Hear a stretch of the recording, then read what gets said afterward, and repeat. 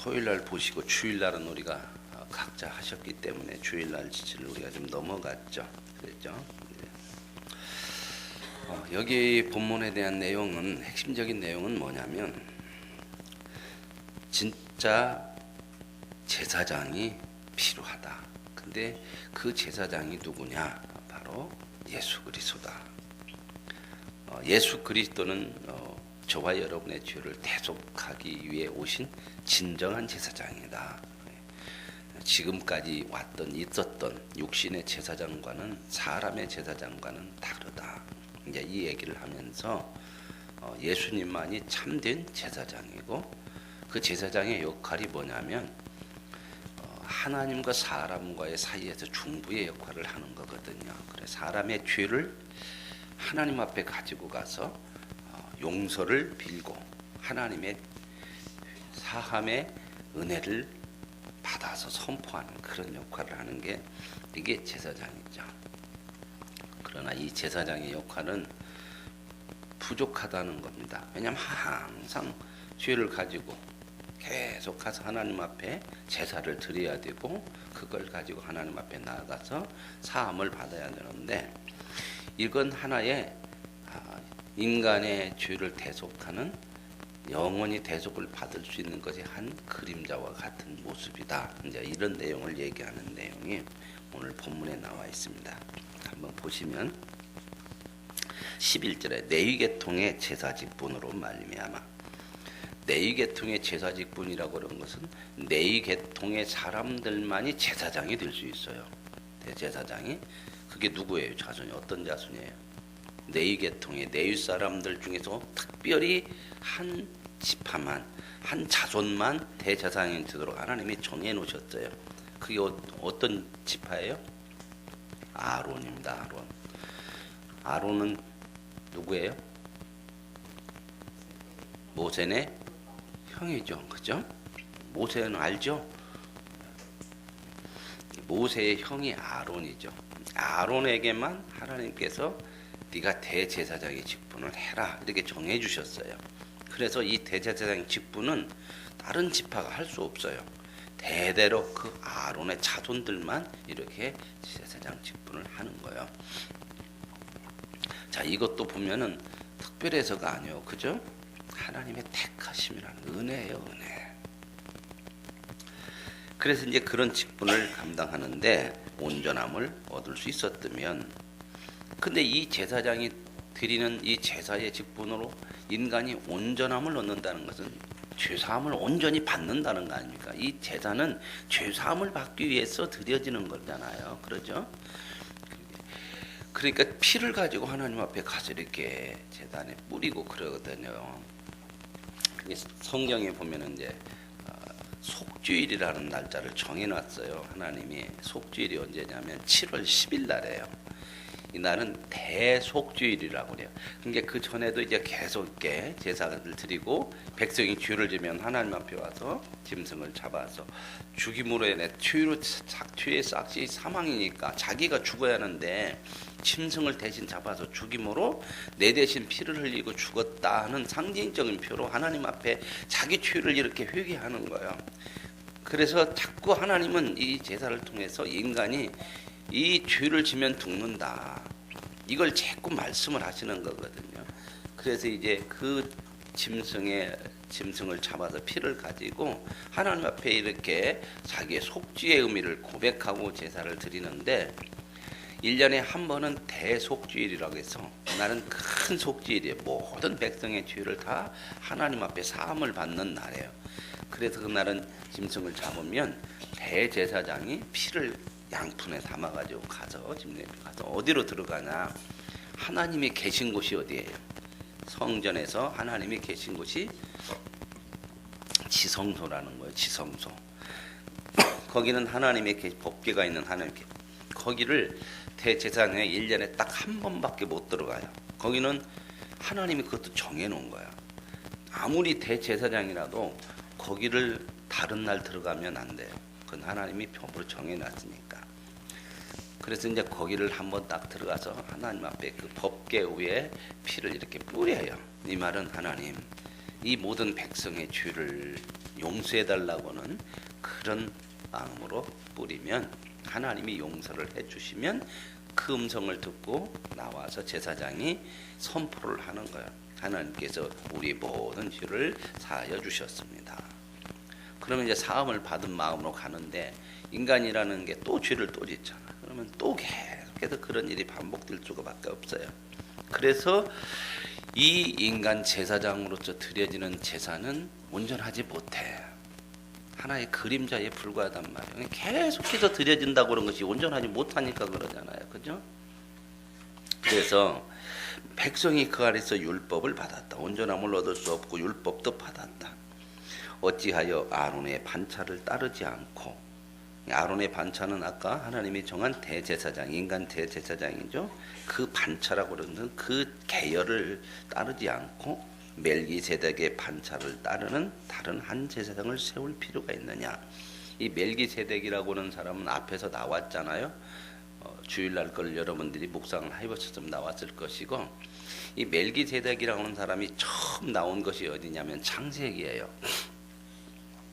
그 사건이 어떤 사건이냐면 아브라함이 조카 롯이 그 전쟁에서 잡혀갔잖아요. 소돔과 고모라에 있는 나라들하고 이 전쟁이 붙었어요. 몇 나라가. 그래가지고 이제 그 전쟁통에 아브라함의 조카 롯이 잡혀가요. 그 소식을 나중에 아브라함이 듣고 자기 조카를 구하기 위해서 자기 집에 있는 그 뭐라고 그래요? 뭐요? 가병. 그래요. 가병. 그래요. 집에서 이제 자기 재산을 보호하고 자기 집을 보호하는 그 일꾼들 중에서 이제 조금 또 뭐라고 할까요? 훈련도 좀 시키는 사람들이 있겠죠. 그런 사람들을 다 모았어. 모았더니 몇 명이에요?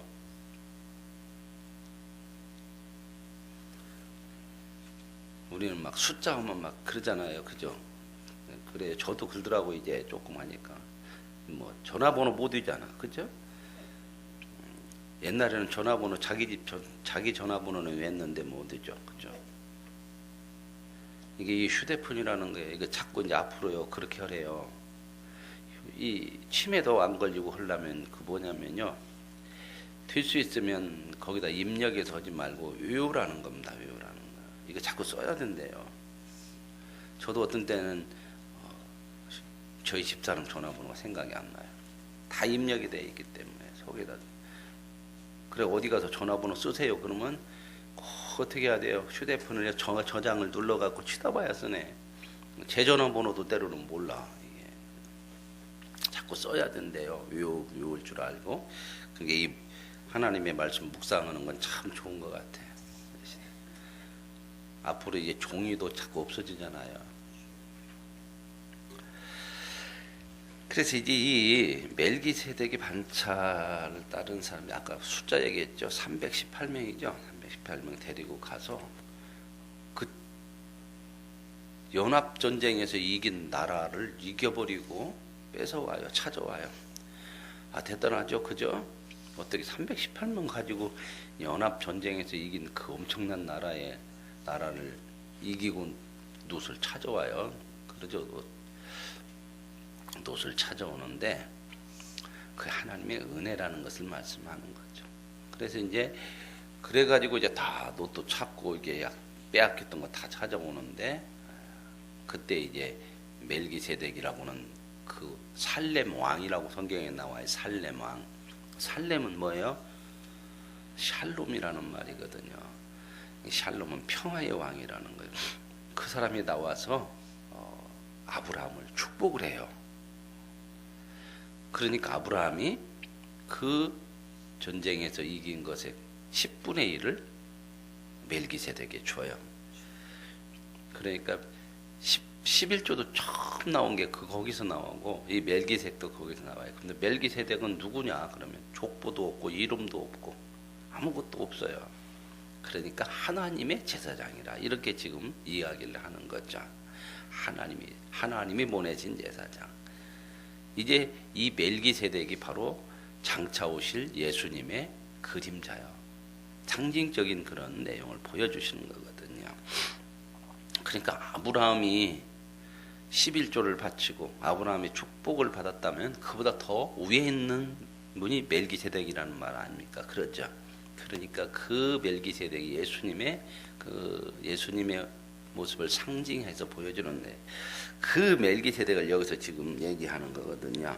이 멜기세덱의 반차를 따른 다른 한 제사장을 세울 필요가 있느냐? 그러니까 이 아론의 제사장이 완전하고 인간의 죄를 온전하게 사해 줄 수 있다면 그가 드리는 제사나 또 그 직분으로만 했다면 다른 제사장이 올 필요가 없다 그 말입니다. 그런데 이 멜기세덱의 반차를 따르는 한 제사장, 그러니까 족보도 없고 이름도 없고 말하자면 하나님의 제사장, 인간이 아닌 하나님의 제사장이 필요하다는 것을 말씀을 하죠. 그래서 다른 한 제사장을 세울 필요가 있느냐? 제사 직분이 바뀌어졌은즉 율법도 반드시 바꿔지리니. 이 제사 직분도 이제 바꿔진다. 누구로 바꿔져요? 예수님으로 이제 바뀌어지는데 율법도 바뀌어진다. 이게 율법도 바뀌어졌다는 율법이라고 하는 말씀도 새롭게 이제 해석이 돼요. 이 율법은 지킴으로써 구원을 받는데 어느 누구도 율법을 다 지킬 수가 없잖아요. 그죠? 그래서 율법을 통해서 우리가 봐야 될 게 뭐냐면 인간이 죄인이라는 것을 보는 거죠. 그래서 율법을 통해서 보면 참 우리는 죄인이라는 것을 볼 수 있고 죄인임에도 불구하고 율법을 다 지킬 수도 없으니 구원받을 수가 없는 거예요, 스스로. 그러므로 정말 인간을 구원해 줄 온전한 제사장, 그리고 그 율법을 이제는 지킴으로 구원받는 것이 아니라 그 율법을 통해서 우리 한계를 보고 진짜 우리를 죄에서 구원할 제사장을 기다리고 사모하고 그분이 바로 예수 그리스도라고 하는 것을 믿게 되는 그러한 모습을 여기서 말씀해 줘요. 이렇게 보시고요. 한 장 넘겨서 그 적용을 이제 여러분들이 꼭 이렇게 한번 보세요. 처음부터 적용이 말씀에 대한 적용이 잘 안 되니까 여기에 나오는 적용을 가지고 적용을 해 보시면서 여러분이 점점점 이 말씀을 가지고 적용할 수 있는 거 찾아내면 되거든요. 가장 중요한 게 이 적용이라고 그랬죠. 이 말씀에서 적용은 뭐냐면 보세요. 나는 남을 옳고 그름의 잣대로 바라봅니까? 예수님의 마음으로 바라봅니까? 왜냐하면 여러분 저와 여러분을 옳고 그름의 이게 옳고 그름의 잣대는 이 본문에서 얘기하는 무엇의 기준에서 하는 거예요? 율법이에요. 율법. 우리가 율법적으로 하면요 구원받을 사람 하나도 없어요. 때로는 우리가 그런 얘기 많이 하죠. 법대로 하자고. 물론 법을 잘 지키고 필요해요. 근데 우리가 법대로만 사는 거 아니에요. 법대로 하면 아무도 구원 못 받아요. 법 위에 뭐가 있어요? 하나님의 은혜가 있어야 돼요. 남을 옳고 그름의 잣대로만 바라봅니까? 예수님의 마음으로 바라봅니까? 그러니까 우리의 마음이 어떤 마음일까? 예수의 마음이 있어야 돼요. 예수님을 만난 후에 나의 삶과 가치관은 어떻게 바뀌었습니까? 이제 진정한 제사장인 예수 그리스도를 통해서 법대로 하면 죽어야 될 저와 여러분이 구원을 받았는데 그렇다면 우리의 마음, 삶은 어떻게 바뀌었을까? 내가 법으로만 하려고 했던 마음인가? 아니면 예수 그리스도의 사랑의 마음을 가지고 있는가? 이런 걸 한번 적용해 보시고요. 그 다음에 13절부터 보시죠. 이렇게 나옵니다. 이것은 한 사람도 제단 일을 받들지 않는 다른 지파에 속한 것을 말한 것이라. 그러니까 인간 제사장 아니죠. 그러죠. 우리는 주께서는 유다로부터 나신 것이 분명하도다. 그러니까 인간 제사장은 누구의 지파로부터 나와야 한다고 했죠? 레위 자손이냐고. 레위 지파 중에서 어떤 자손? 아론의 자손이란 말입니다. 그런데 이 예수님은 아론의 자손이 아니죠. 어떤 지파에서 나와요? 레위 지파가 아니에요. 그 지파 중에서 12지파에서 유다 지파에서 나오죠. 유다 지파. 그죠? 그 유다 지파에서 예수님이 분명히 거기서 나왔다. 그러니까 인간 제사장과는 다른 제사장이 하나 오는 거잖아요. 그죠? 근데 참 기가 막힌 일이잖아요. 그러면 유다 지파에서 이게 나올 때 유다는 어떤 사람이었냐? 유다가 누군가 여러분 아시죠? 참 부끄러운 일을 많이 한 사람이 유다가, 그죠? 며느리 다말과 관계를 통해서 자식을 낳고요. 참 자기 자식 살리려고 애매한 며느리 친정으로 쫓아내지 않는가? 이방 여인들도 그 관계를 갖지 않는가? 며느리를 통해서 이렇게 이 유다 지파 인간의 모습으로는 도저히 쓰임 받을 수가 없잖아요, 그죠? 그런데 그 유다 지파를 통해서 예수님이 오시게 돼요. 근데 이제 나중에 이제 며느리 다말이 임신했다는 걸 갖고 아버지 유다가 불태워 죽인대요. 그랬을 때 이제 그 임신하게 한 사람이 누군가에게 도장하고 이 받았던 증표를 내주니까 자기네 깜짝 놀랐죠. 그래서 유다가 회개를 해요. 회개를. 네가 나보다 옳도다. 그런 회개를 통해서 하나님께 용서를 빌고 그가 하나님의 사함을 받아요. 정말 중요한 게 뭐냐면 죄 짓는 것도 무서운 거지만 더 무서운 건 뭐냐면 회개하지 못하는 거예요. 유다의 부끄러운 모습이 있었지만 회개함으로 인하여서 하나님의 용서가 있고 그 지파에서 예수님이 나와요. 하나님은요 온전한 자를 들어쓰지 않아요. 왜요? 온전한 자는 없다. 근데 사람이 온전한 줄 알아. 자꾸 뭐가 내가 좀 나으면 그것 갖고 자꾸 온전한 줄 알아요. 하나님은 온전한 자를 들어쓰는 게 아니고 회개하는 자를 들어쓰세요. 그래서 우리가 이 말씀 묵상을 통해서 늘 뭘 보여야 하냐면 내가 온전하지 않아요. 내가 조금 다른 사람보다 지금 틀리지 않고 나은 것이 나를 온전하게 하는 거 아니야. 그 속에서 내 죄를 봐야 돼요. 내 부족함을 봐야 돼요. 이 말씀 묵상은 늘 나를 보는 거예요. 그럴 때 우리가 점점점 하나님의 거룩한 사람으로 바뀌어져 가고 그렇게 만들어져 가는 거거든요. 그래서 이 지파에는 모세가 제사장들에 관하여 말한 것이 하나도 없고, 그죠? 모세가 얘기했는데 이 지파는 전혀 제사장 지분이 아니. 멜기세덱과 같은 별다른 한 제사장이 일어나는 것을 보니 더욱 분명하도다. 그러니까 하나님께서는 인간을 온전하게 구원하기 위해서 다른 한 제사장을 준비하셨다. 그 제사장이 인간 제사장이 아닌 유다 지파로부터 나온 예수 그리스도다. 그래서 지금 예수님이 참 제사장이고 구세주다. 왜 이 이야기를 자꾸 하냐면 배경을 제가 말씀드렸죠. 히브리서 배경에는 지금 예수 믿는 사람들이 다 핍박당해서 죽음을 당해요.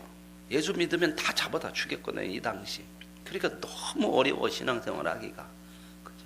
그러니까 믿음을 가지고 사는 사람도 갈등이 되고 고민이 되는데 그때 이제 예수님이 오셨어요. 예수님이 오셔가지고 예수님을 사람들이 야 저분이 정말 우리를 구원할 진짜 구세주다. 이렇게 사람들이 믿고 그렇게 따르는데 이 믿음을 가진 사람들이 또 고민이 되는 게 현실이 너무 어려우니까 야 예수님께서 이 현실에서 우리를 구원해 줘야 되는데 사람은 다 그런 마음이 있잖아요. 현실적인 문제를 해결해 줬으면 좋겠잖아요. 근데 예수님이 오신 거 보니까 사람이네. 그죠? 사람이 우리를 구원할 수 있을까? 뭔 구원할 메시아라면 구세주라면 뭔가 막 능력이 있고 대단하고 이런 것이 좀 있어야 되는데 그런 것이 안 보이는 것 같아요. 그래서 사람들이 고민하는 거예요. 갈등하는 거예요. 우리도 그런 거 있잖아요. 세상적인 문제가 잘 안 풀리면 얘 믿어도 이게 본 의미가 있냐 이런 생각들을 참 많이. 그래서 예수님이야말로 진짜 하나님이 보내신 메시아다. 그분은 메시아로서 뭐하러 오셨냐? 제사장으로서. 어떤 제사장? 인간의 죄를 완전히 해결하기 위해서. 그러니까 정말 핵심적인 내용은 뭐냐면 예수님이 메시아이면서 뭐하러 오셨냐? 인간의 죄를 해결하러 오셨다는 거예요. 그 현실적인 문제도 우리가 참 살아가는데 버겁고 힘들고 이걸 감당해야 되지만 정말 중요한 것은 인간의 근본적인 문제가 뭐다? 죄의 문제다. 이 죄의 문제가 해결되지 않으면 현실적인 문제가 아무리 달라져도 의미가 없는 거죠. 오늘 저와 여러분이 죄의 문제가 해결되어지고 하나님의 사람으로 거룩을 향해 갈 때만, 그럴 때만 우리가 살아가는 현실적인 삶의 문제가 의미가 있고 가치가 있고 복이 되는 것인 줄로 믿습니다. 지금 그것 때문에 이렇게 예수님이 참 제사장이다 그 얘기를 해주는 거 있는 거거든요.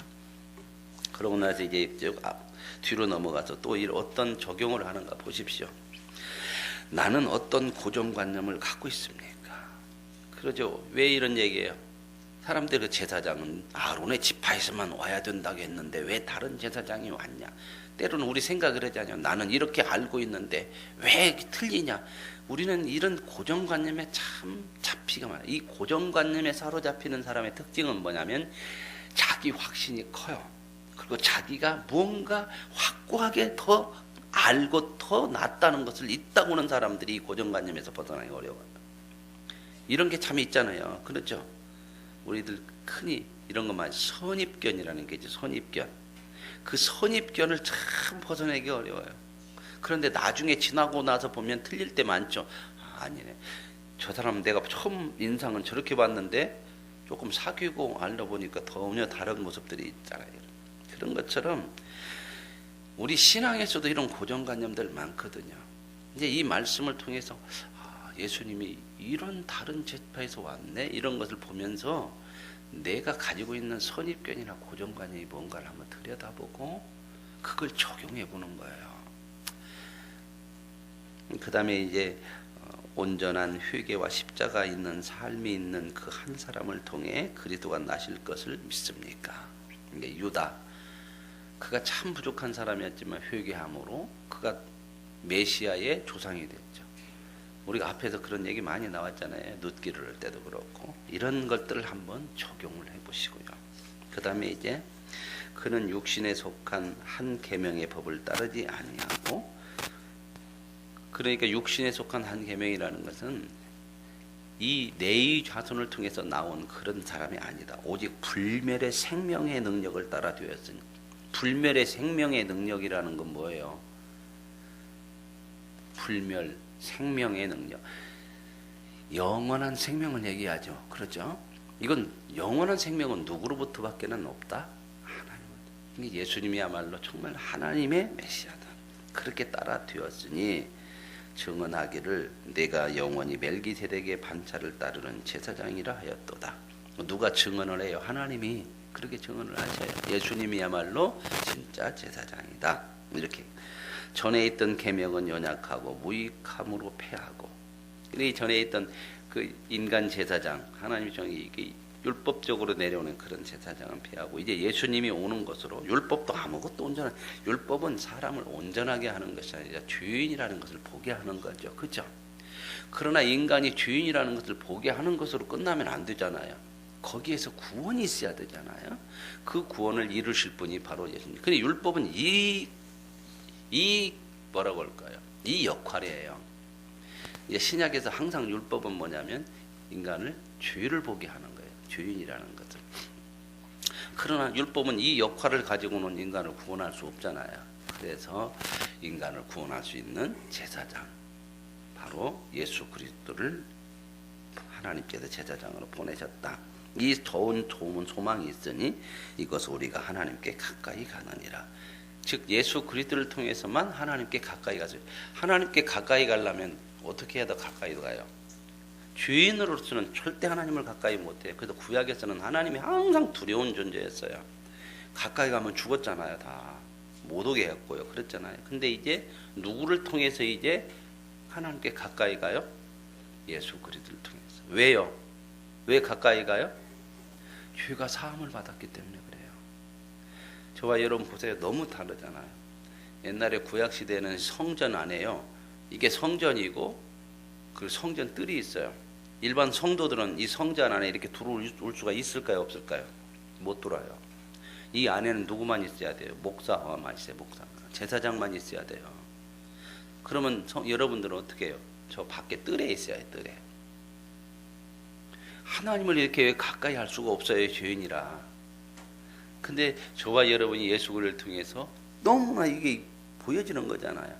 구원을 받은 하나님의 백성, 거룩한 백성이 되니까 여기 다 들어오죠. 그죠? 옛날에는요, 구약 시대만 아니고 옛날 저 신앙생활을 할 때만 하더라도 여 강대상 누가 함부로 올라와요, 못 올라와요. 여기는 그냥 뭐라고 생각? 여가 지성소라고 생각했거든. 지성소. 그래서 목사님만 올라오고 일반 성도들은 여기다가 단을 하나 또 내려놨었죠, 밑에다가. 그죠? 그래갖고 기도하는 사람도 여기는 안 와. 여기서 해야 돼. 근데 여기는 또 청소를 해야 하잖아. 청소. 그죠? 여기 또 이 강대상 청소하는 사람은요, 그때는 아무나 허도 못했어요. 왜 그랬는가 몰라도 하여튼 청소는 여자분들이 해야 되기 때문에 그랬는가. 그래도 꼭 누가 하냐면 권사님이 하셨어. 권사님이. 근데 권사님도 두렵고 떨림으로요, 옛날에는 그랬어요. 기도하고 올라가요. 여기를 청소로 올라갈 때도 기도하고 올라가서 그 권사님만 이렇게 하지 아무나 또 청소도 안 했어. 그만큼 이게 두려움이 옛날에 있었어요. 그죠? 근데 지금은 이제 이게 제대로 이제 예수님을 통해서 정말 얼마나 큰 우리가 자유함을 얻고 하나님을 가까이 할 수 있는 그런 사람이 됐다고 그런 거. 그래서 그런 게 없어졌잖아요. 그죠? 뭐 여기는 누구도 올라와요. 애들도 올라와. 여기 노을 앉아서 우리 여기서 복잡한 게 막 주일날 보면 여기서 밥 먹어. 이런 교회가 있는가 모르겠어요. 강대상에서 애기들이 여기서 밥 먹어. 물론 이런 어떤 이제 그 구별된 마음은 좀 있어야 되죠. 경건한 마음들은 있어야 되는데 이만큼 예수 그리스도를 통해서 저와 여러분 하나님께 가까이 나가는 그 길이 열려진 거죠. 기도도 우리가 직접 하잖아요. 그렇죠? 이 말씀도 직접 보고 하나님과 직접 기도하고 이게 은혜로 주어졌기 때문에 저와 여러분이 이 말씀 묵상도 날마다 직접 하십시오. 목사의 말씀 설교를 통해서도 깨닫는 것이 좋지만요, 정말 중요한 것은 우리 성도들이 각자가 말씀을 통해서 그때 주시는, 나에게 직접 주시는 은혜들이 왜 없겠어요? 그 말씀들을 받으시고 하루하루를 주님과 함께, 오늘 예수님 통해서 하나님께 가까이 가는 은혜를 얻었으니 이 가까이 가는 은혜를 날마다 쓰라 그 말입니다. 주일날만 하나님 가까이 왔어요 하지 마시고 날마다 가까이 하셔서 하나님을 가까이 함이 복이라고 하신 것처럼 그분을 가까이 하여 그분이 가까이 함으로 들려지는 음성을 계속 들으시고 그분의 손길을 경험하시고 하나님의 은혜를 체험하시는 하루하루의 삶 속에서 더 감사와 기쁨이 넘치길 원합니다. 마지막 적용이, 나의 모든 삶 속에서 온전함과 생명의 열매를 맺는 더 좋은 소망을 가지고 있습니까? 아니면 세상에서 이기려고만 하는 무서운 야망을 가지고 있습니까? 예수 그리스도를 통해서 진짜 소망을 가지고 있는지 야망을 가지고 있는지 우리 삶을 한번 적용을 해보시고 살아갈 수 있기를 바랍니다. 그리고 오른쪽에 있는 것은 여러분들이 꼭 각자 한번 읽어주시면 좋겠고요. 기도를 같이 한번 하십시다. 이 기도가 왜 중요하냐, 내 식으로 기도하지 마시고 이걸 자꾸 하심으로 훈련을 하시, 말씀으로 기도하는 거거든요. 자, 같이 한번 읽어보시죠. 기도하겠습니다. 십자가에서 피 흘림으로 저의 제사장이 되어주신 주님, 이제는 율법의 삶이 아니라 구원의 삶을 살게 하옵소서. 부족하고 연약한 제가 온전히 회개하며 십자가를 지오니 저의 가정과 교회에 주께서 일어나 주옵소서. 아들의 생명을 덧입어 어디서나 온전함과 생명의 열매를 맺는 좋은 소망을 갖고 주께 가까이 가게 하옵소서. 예수님의 이름으로 기도합니다. 아멘. 두 목장 함께 기도하시기 바랍니다.